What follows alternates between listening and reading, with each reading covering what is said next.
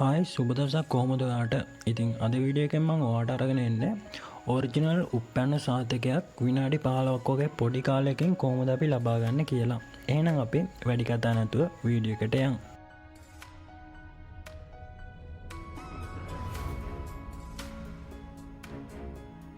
මේ ක්‍රියාවලියේදී ඔයාට මුලින්ම අවශ්‍ය වන ලේඛනය තමයි ඔයාගේ ජාතික හැඳුනුම්පත. ඒ වගේම ඔයාගේ පැරණි උප්පැන්න සාධකයක් ඔයාට අවශ්‍ය වෙනවා.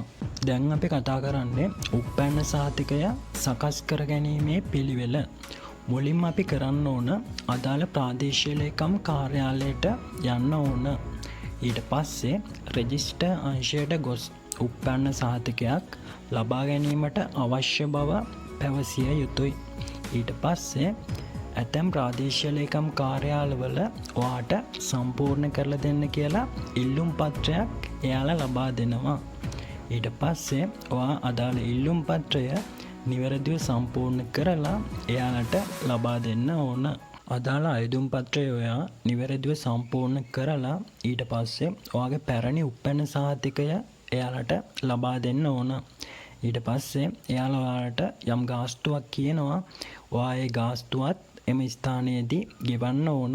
ඊට පස්සේ විනාඩි 15ක් වගේ කාලයක් එම ස්ථානයේ රැඳී සිටියට පස්සේ එයාලා ඔයාට ඔරිජිනල් උප්පැන්න සහතිකය ලබා දෙන්න කටයුතු කරනවා. ඔරිජිනල් උප්පැන්න සහතිකයක් ලබා ගන්න ඔයාට යන ගාස්තු ගැන කතා කරොත් රුපියල් 120ක පමණ මුදලක් ඔයාට මේකට වැය වෙනවා.